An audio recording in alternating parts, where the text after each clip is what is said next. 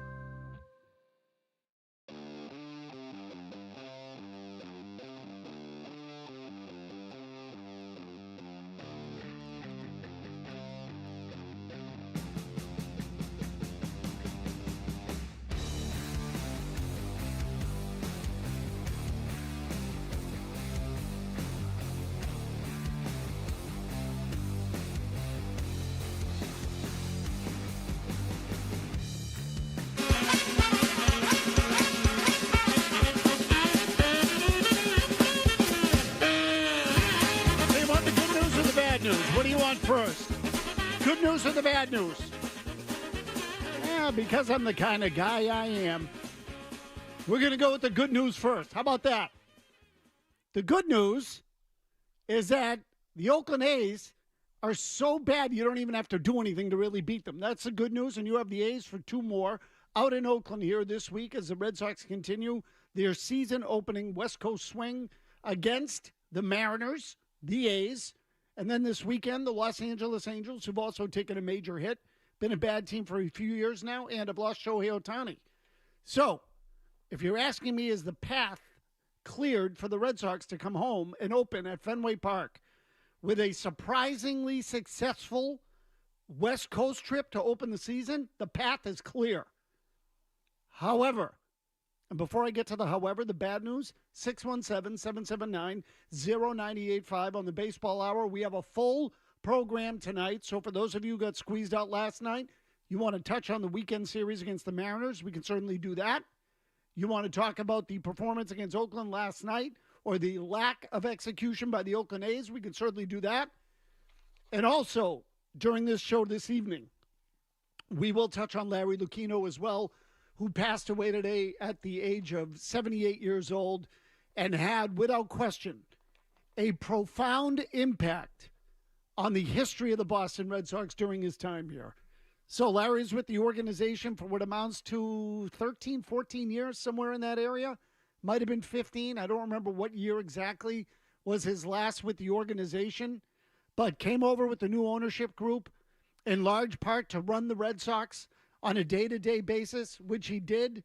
Certainly was at times a controversial figure in Red Sox history.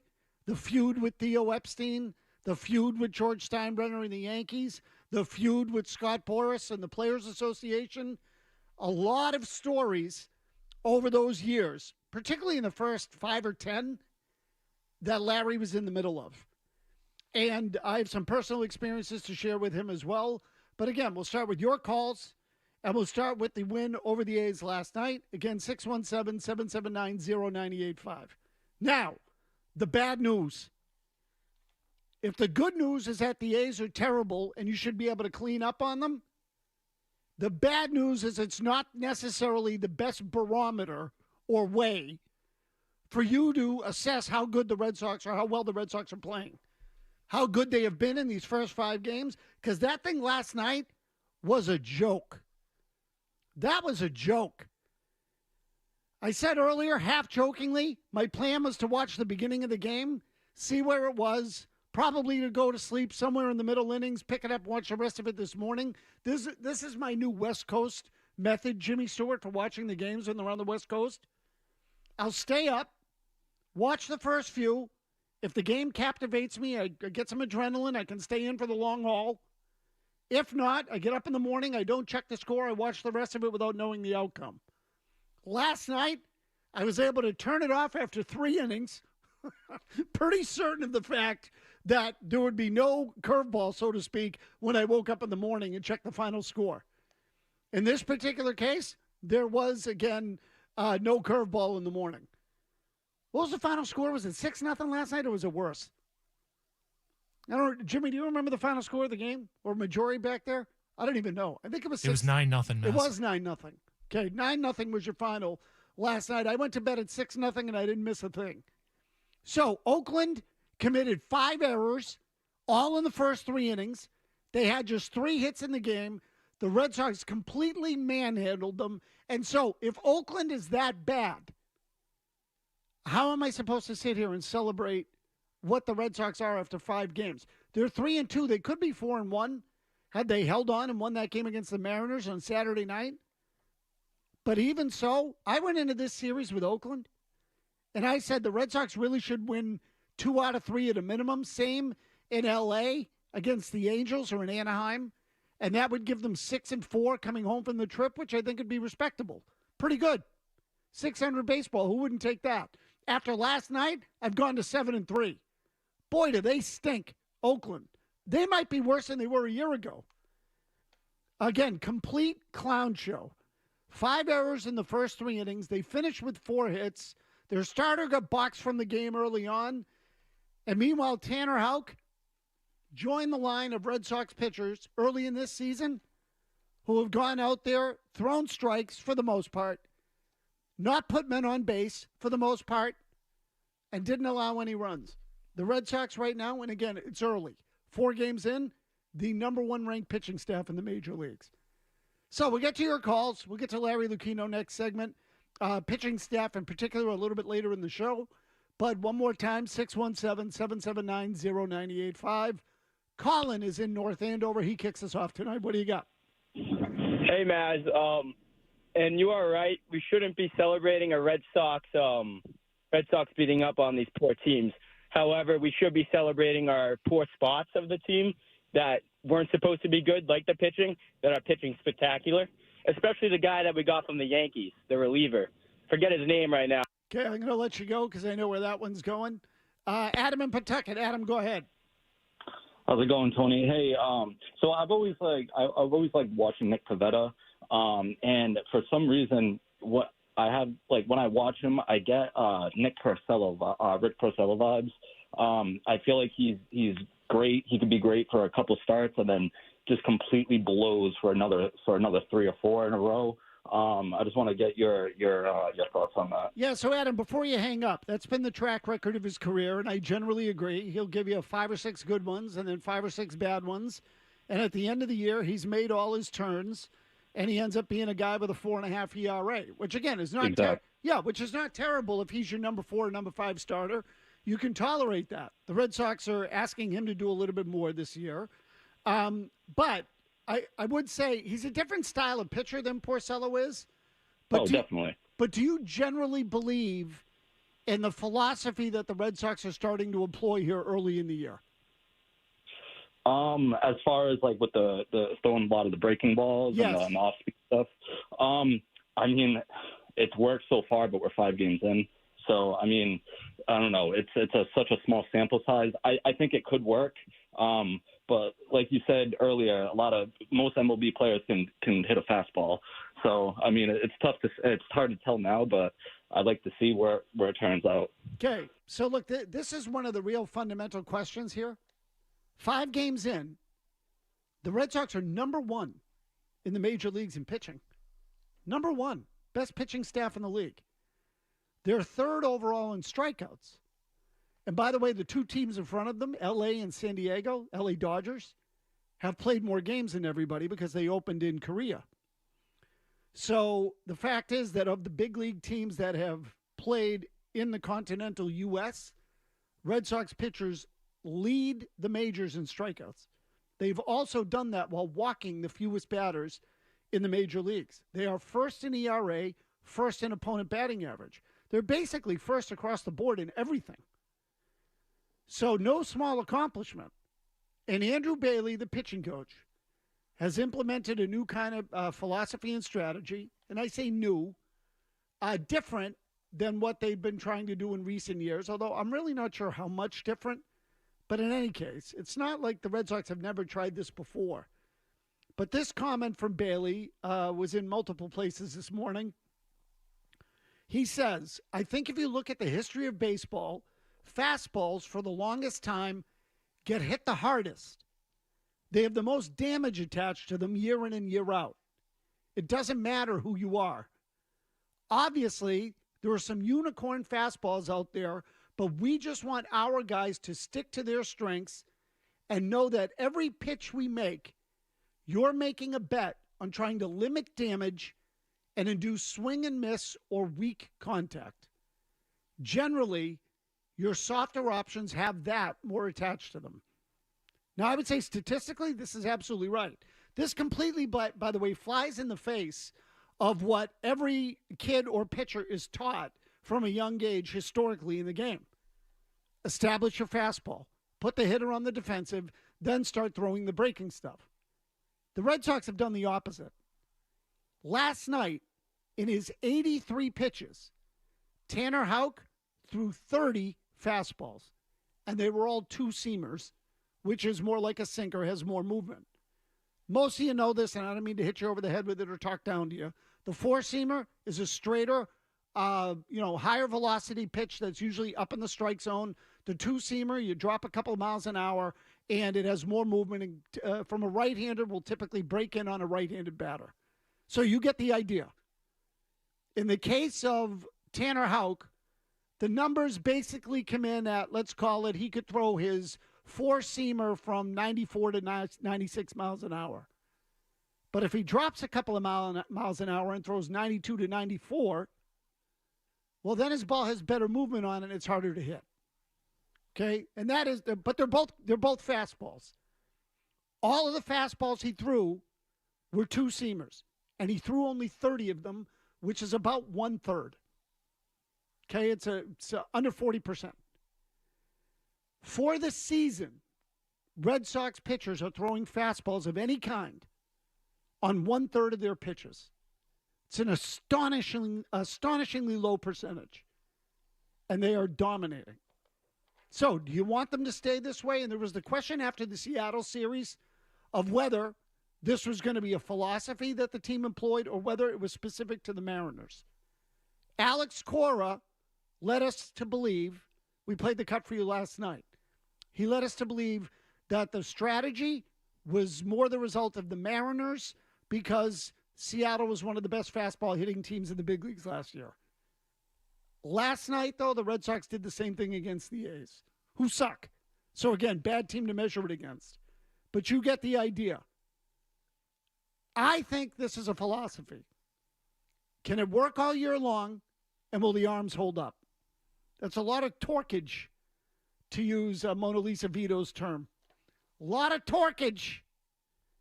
That's a lot of torquage for a full season.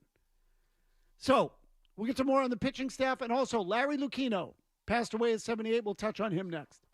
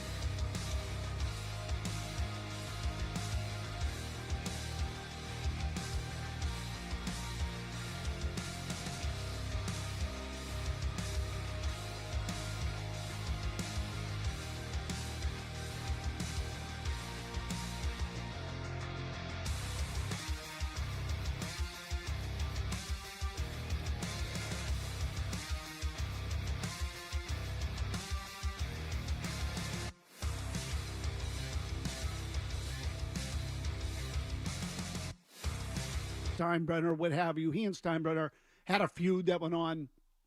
Steinbrenner couldn't stand Lucchino, called him one of the great chameleons of all time.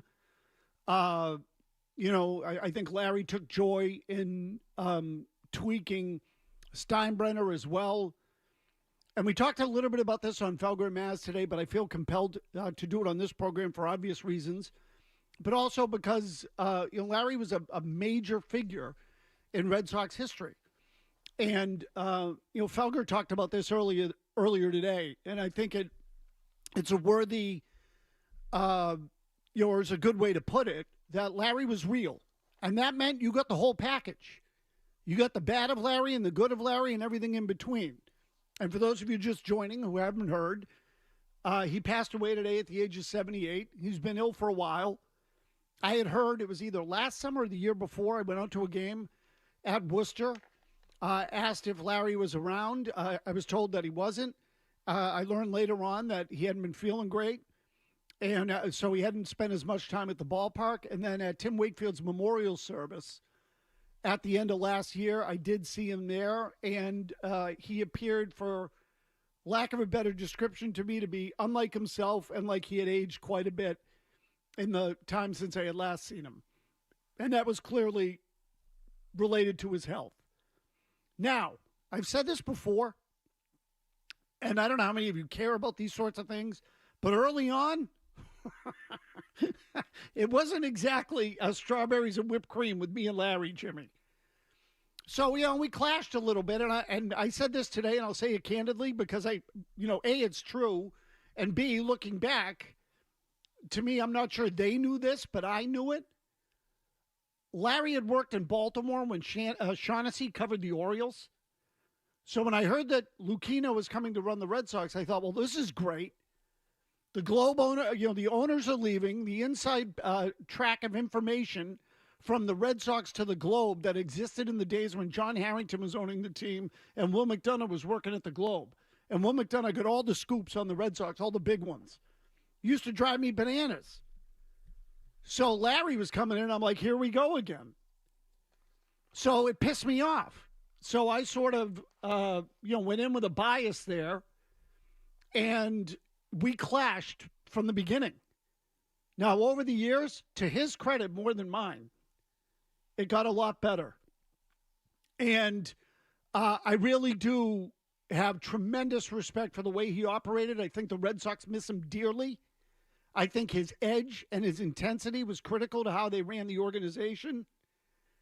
I've always sort of thought the demise of, I say the demise, but the deterioration in the Red Sox operation started to come when Theo Epstein left. And really, I think in retrospect, it was the combination of Epstein and Lucchino. I would still put them in that order. But Theo and Larry, for all the trouble that they had at the end of their relationship, and it's all well known, the push and pull that existed between those two and the pushback that each one gave, to me, was a critical reason why the Red Sox were successful. And so it was hard on the two of them. I think on Theo in particular, because he was the understudy. And Theo has since commented on Lucchino's passing and what I would call a very professional, honest, well, I'll say professional more than honest, because there were clear things that Theo didn't want to get into. There was no mention of the personal relationship between them. But if you were to say to me, does Theo Epstein respect Larry Lucchino? My answer is yes. Now, again, at the end, I think things happened in their feud that neither one of them ever completely got over. And I can tell you that when I wrote a book a couple of years ago on the 20-year run in Boston sports, This Is Our City, the one area Larry Lucchino did not want to go into was Theo.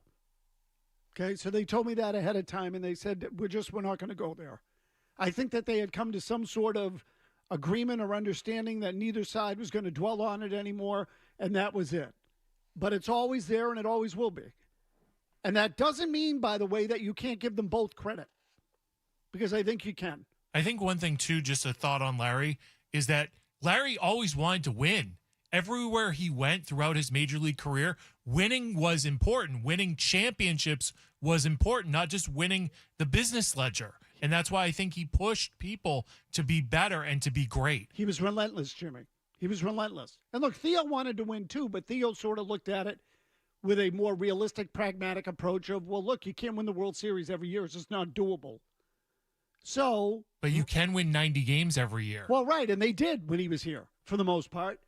But hence the term bridge year. Okay? Every once in a while, you take a step back so that you can take 2 steps forward the next year. 89 wins that bridge year, by the way. Yeah, so you get that, like, they're both right. But negotiating that was challenging, okay, as it would be for anybody in those spots. In any case, I have one more little Lucchino anecdote that I'll share with you. But first, let's bring in Ed from Chelmsford. Ed, what do you got? Yeah, I wanted to talk about Larry Lucchino. He was my neighbor's cousin. Okay.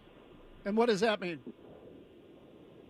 Well, I had talked to him, and he had mentioned you, and I know one thing. He told my neighbor that you made him sick when he heard you on Nesson, and that I got to say. Oh, I remember you, Ed. Thank you. So Is that Dave O'Brien's neighbor, too? Probably. I think it's the same guy. So here's what I'll tell you just quickly. He hated me like poison. Larry hated me like poison at the beginning. This was the last story I was going to share with you. Years ago, when I worked at the Herald, the publisher of the Herald and the owner of the paper was a guy named Pat Purcell, for those who don't know. Okay? Most people know who Pat Purcell is. He went to have lunch one day with Larry Lucchino. He came back into the building, and I went over to him, and I said, how did the lunch go? And he said, pretty well until your name came up. And then he said, I thought Larry was going to grab his salad fork and stab me in the neck. So things weren't great back then, but they got considerably better. Tony, to Larry's credit, though, when I first got here in March of 2011, I did book him on the show on Red Sox opening day. So he had some level of respect for you. Yeah, look, again, Jimmy, it got better over the years. And, you know, I'm not going to lie to you. When I was first starting out there, I was worried about the Globe thing. I was worried about the relationship between the Globe and the Red Sox and Larry's, pipeline, or Shaughnessy's pipeline to Larry, and how that was going to play out. And some of that, by the way, did play out. So, it was, frustrating for a younger guy who was trying to establish himself on a beat and, and get the story and compete. And that's no excuse. I'm just telling you, it was frustrating. Tony, I probably took it out on Larry. From my point of view, though, Tony, the fact that the Globe had Lucchino's side and you had Epstein's side with the Herald and the Globe when the Gorilla Suit stuff happened, that's great content for me working in the media, but also as a fan. So that's the way it usually happens here, Jimmy. I'm not telling you anything you don't know. That Parcells Craft, the Globe was on Parcells' side, the Herald was on Kraft's side. Theo and Larry ended up being one paper on one side, one on the other. So it's good for everybody's business. I mean, you get both sides of the story that way. And I suppose this is what makes Boston one of the more, what's the right word I'm looking for? Desirable media towns if you want to work in this business. In some ways, one of the harder ones. In some ways, one of the tougher ones if you're the people being written about.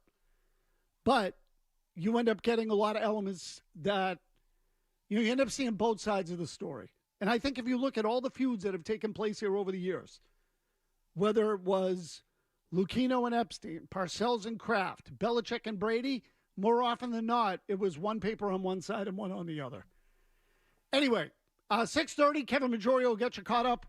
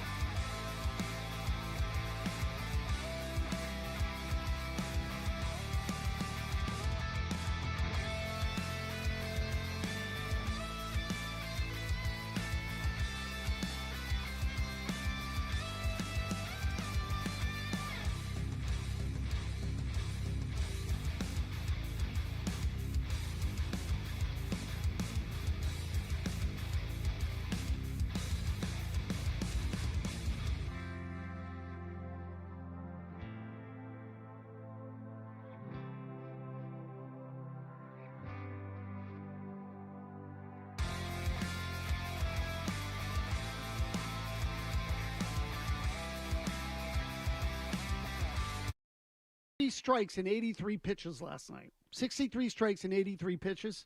No walks. To me, that's the kind of stuff that should open your eyes more than anything else. The results can be misleading against a team like the A's, but when you're pounding the strike zone, you're pounding the strike zone. I'll give you some more details on that in a minute. John's in Freetown. John, what do you got?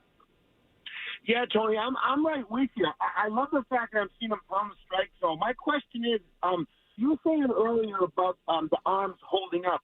Wouldn't this new strategy system of not throwing as many fastballs, wouldn't it be better for the pitching staff to hold up during the course of the season? I mean, I'm a big pitching guy, and the velocity at a young age and all that, and I know everybody's shoulders are deteriorating. But I think maybe wouldn't it help keep the staff going with throwing less fastballs, man? So, John, I'll tell you what, it's an interesting question because you say, well, the exertion you put on your arm and throwing hard can cause more strain on it. What I'd love to do is sort of explore that, and I haven't done that yet. But I would tell you this, that generally speaking, the belief is that the more you torque your arm, the more you're asking it to do unnatural things. Okay, so maybe a fastball, if you overthrow your fastball, can lead to more shoulder injuries. But if you're talking about torque and spinning the ball, I think you can feel the strain in your elbow just if you do that with your hand and hold your arm like an L shape. All the tension's in your elbow unless in your shoulder. So I would guess if whereas I think fastball is more shoulder. I'm just guessing, but it would be an interesting study. Do breaking ball pitchers typically suffer from more elbow injuries? Is that what causes it? And I should say really off speed, not breaking balls, because a split-fingered pitch can put a lot of strain on your arm with the way it is released. You can sort of snap over the top a little bit, and so that can put strain on your elbow. So the legitimate question, we might have it wrong. My instinct is that more torque on your elbow is a bad thing. It feels bad to me, but it's certainly worth exploring whether there's ever been some sort of study done with that. And maybe in the case of the Red Sox, they're doing it because they want to preserve the arm strength of the health of their pitchers. Maybe that's part of the logic. Matt in San Diego. Matt, go ahead. Hey, Matt. Thanks for taking the call. I appreciate it. Just want to talk about Tristan Casas. Been impressed with his approach. I think it's safe to say he's got the best plate discipline on the team. He's been batting in the 4 to 6 hole this year. Just want to know your thoughts on batting him maybe second or third in the lineup for the sake of giving other guys in the middle of our lineup who struggle with like chase and whiff rates, like Devers, O'Neill, Story, just more opportunity to see pitches in the zone. So, Matt, I don't know that one necessarily leads to the other. And at the end of the day, you have to build your lineup to what your team has. So, it used to be 3, 4, 5 was the sweet spot in your lineup. What we used to call the heart of the order. Now it's 2, 3, 4. And I would tell you that I want run producers in those spots. The 2, 3, 4 guys, I want run producers. And the Red Sox don't have a deep enough lineup, I think, to put Tristan Casas up in the 2 hole. Now, I suppose they could do that and put Devers 4, and then you say, well, what's the difference? And I would say I agree. I'd rather have Devers hitting more times than Casas, at least now. Ask me at the end of the season, and if Casas passes Devers as a hitter and becomes a more complete hitter, whether that means production-wise or efficiency-wise, we can make that judgment then. But they're going to be, 2, 3, 4, one way or the other. Right now, I like Devers in that 2 spot. What I don't like is Story third. Trevor Story is not a number 3 hitter. He never has been. He doesn't hit for a high enough average unless he's in Colorado and playing on the surface of the moon with 1/6 the gravity. Not that I need to lay out all the stats for you, but you get the idea. Where the hole is in that lineup is in the 3 hole. I'll even give you the 5 hole with Tyler O'Neill, who I don't think is a number 5 hitter, but even so. And again, this is sort of how my brain works, that I look at guys in a lineup and I say, who slots where and what does it look like? So Ramirez and Ortiz were 3, 4. You could pretty much put a mannequin in the 5 hole at that stage and you're going to be fine. In the Red Sox case, they had Mike Lowell or take, whoever else, Kevin Millar. There were lots of guys there that worked who could hit for a reasonably high average. Let's call it 280. draw some walks, and had some power. Pretty good. So, O'Neill to me is a 6-hitter.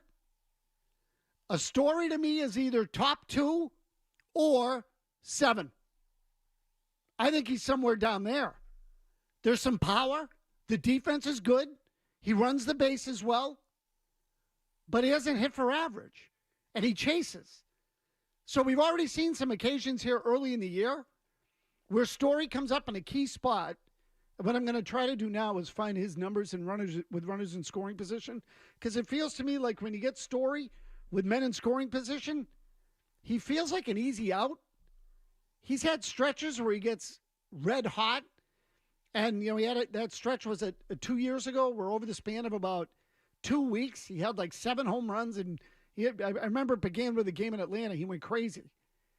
So I don't know that he's the kind of guy, though, that, is never going to have that kind of run production ability on a regular basis. To me, he's a guy that you would use more to score runs. So far this year, he's batting 191. Let's see. I'm trying to find the runners in scoring position numbers here for you because he had a couple of big at-bats. He's actually 2 for 7 with runners in scoring position, although with runners in scoring position and 2 outs, 2 for 4. So he had that one game on, it was either Friday night or Saturday night in Seattle. He came up with a couple of big spots to drive in men in what was a tight game and wasn't able to do it. So this is what I worry about with Story. Now, those other occasions, I don't know, maybe they were spots in the game where they had bigger leads and they weren't treated as, with the same sort of intensity on the pitching side. So late and close situations, he's 0 for 3 with a strikeout. Tie game, he's 0 for 9 with 6 strikeouts. So, and again, it's early, but I think you'll see a similar pattern with Story in other years. I'll check last year. Last year's a bad example. We'll go back to 2022. I'll see if I can get that for you here as well. But Story, to me, is the problem in that group. You need Casas' power in the middle of the lineup. Scott and JP. Go ahead, Scott. Hey, Tony. What is the deal with Devers? He's been complaining about that shoulder since spring training, or originally it was in spring training. And, I'm a little bit worried about him because – if the team starts tanking, I wonder if he packs it in. I mean, can we pencil him in for his 3-year averages, 150 games played, 33 home runs, 90 runs, 100 RBIs? I'm really worried. The video of him taking batting practice the other day looked really bad. What do you think? Yeah, so Scott, I'd be worried about it. I mean, again, it's the second day of the season. A guy has to sit for 2 days. I worry about everything. So take that into account. To me, anytime you have a guy start to miss time, particularly that early in the year, I treat everything with some level of skepticism and or caution.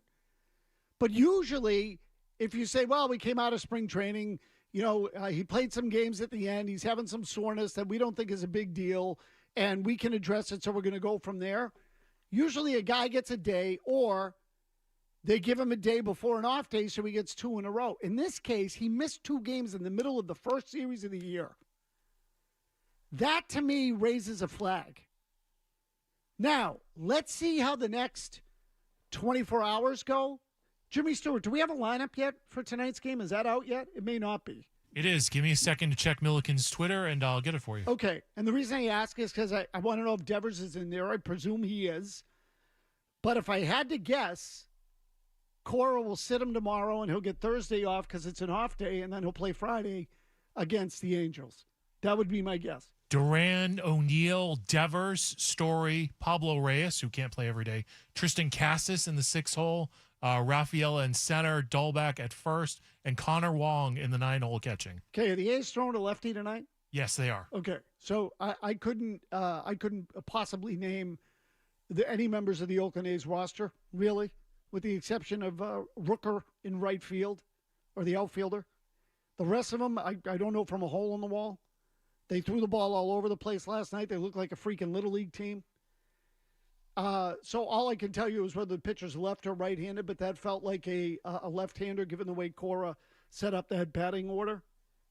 But if you're asking me again to get back to Devers, yeah, I'd be worried. I would. It's not normal for your best player to sit 2 games in the middle of the first series of the year. That is not a normal occurrence. And, you start talking about shoulders, immediately you think about a torn labrum or a torn rotator cuff. So now I don't know what the hell's going on in there. Devers probably, with so much baseball to be played, they're probably going to try to manage it and see if they can get him through the season. And then he'll have, and it may be that he produces just fine. Some treatment, some painkillers, some rehab, and he's able to handle it. At the very least, you avoid a DL stint if you can. But again, if you're asking my gut, he's already missed 2. They've played 5. And by the way, the 3 games they've won, he's been in all 3, which I don't think is a coincidence. The competition might have something to do with it too. There is some benefit to just having Devers in the lineup so that the opponent is aware of it and teams have to account for him. Now, his production may suffer. Not that it really matters for him individually anymore because he's got his contract. So it's not like he has a contract to play for. He got his money. We'll see how it manifests itself defensively if that's an issue. But given that Thursday's the first off day of the year, Devers is playing 3 in a row now going back to Sunday. I'm willing to bet he gets tomorrow off and then Thursday. We can certainly see how that shakes out here in the next 24 hours because they have a day game tomorrow. 617-779-0985. We'll wrap it up with your calls. Oh, and check in on another member of the Red Sox who's probably opening people's eyes and was a topic of discussion today. We'll talk about him next. Stay tuned for more of the Baseball Hour coming up on the Sports.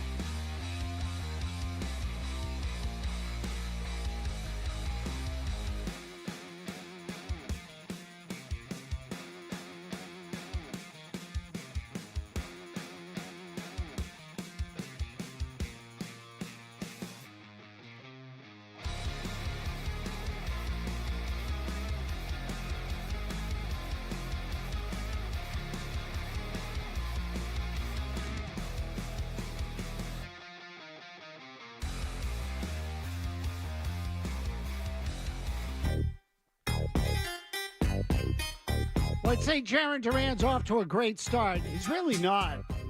Last night was as easily thing. Again, the Red Sox are actually playing baseball. You believe that, Jimmy Stewart? Actual, bona fide, legitimate, like first to third, plays in the gap, good defense kind of baseball. Yeah, they're playing like the Cardinals of '85. I mean, they're throwing strikes. It's pretty simple concept. Throw strikes, catch the ball, be aggressive, don't run into outs. I meant the Royals of '85. Either way, Cardinals too, both work. Good speed and defense. I don't know if that's what the Red Sox will totally be, but last year they finished 17th in the majors in stolen bases. Right now they're 5th. Of course, Duran's got 5 of their 7, but whatever. Raphael and Tyler O'Neill are the other 2. They got 3 on opening day as a team. Each of those guys had 1, and Duran had 1. And then there's this. Last year, as we all know, in the train wreck that was their defensive season, the Red Sox ranked 28th in defensive outs above average. Okay? 28th. What does that mean, Tony? That's a modern metric stat compared to other teams. It talks about your ability to convert batted balls into outs. They were 28th. Thanks, Tyler. They were 24th in defensive run saves. Again, modern metric. And they also last year led, the last 4 years, I think it is, they've led the majors in errors. If you want a traditional statistic, a boring traditional statistic, Jimmy Stu. Spare me. Okay? I know that's a really prehistoric way of determining defense, but silly me, I thought when you catch the ball, you're supposed to get an out. So in any case, this year, 2nd and 15th. So in defensive run saves, they're average, but in defensive outs above average, they're 2nd. So again, really early in the season, but the point being, I think the athleticism of the team you can see coming into play on both sides of the ball. They can run, and they're playing better defense. They're definitely getting to more balls. I will say, I notice a difference when Rafaela's not in center field. Duran's out there and he's fast. Rafaela blows him out of the water in terms of instincts. It's not even close. Quickly, Matt, Northville Rickard. Matt, what do you got? Hey, Maz, I just want to say it. I've been impressed by the Sox so far, but if this is an ongoing issue with Devers, we are porked. Matt, I agree with you. He's like and this normally you'd say where your best hitter is a guy you can't lose no matter what, but it's not like they have a deep team anymore because they don't. And in fact, I would say their margin for error is razor thin. So if they play well, the thing that could undo them is a couple of key injuries. In the past, they might have been able to withstand that. So, and look, a season ender is tough for any team.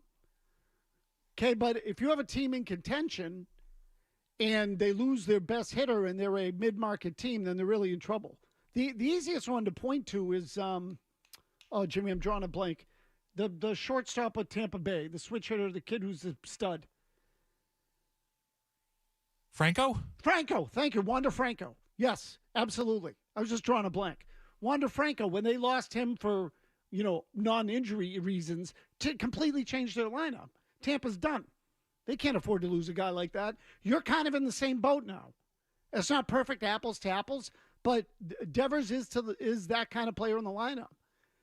And I would say similarly, like Kenley Jansen or Chris Martin goes down, let alone both, you're in a lot of trouble in your bullpen because you didn't sign a starter, and now all of a sudden all your good relievers are in the rotation.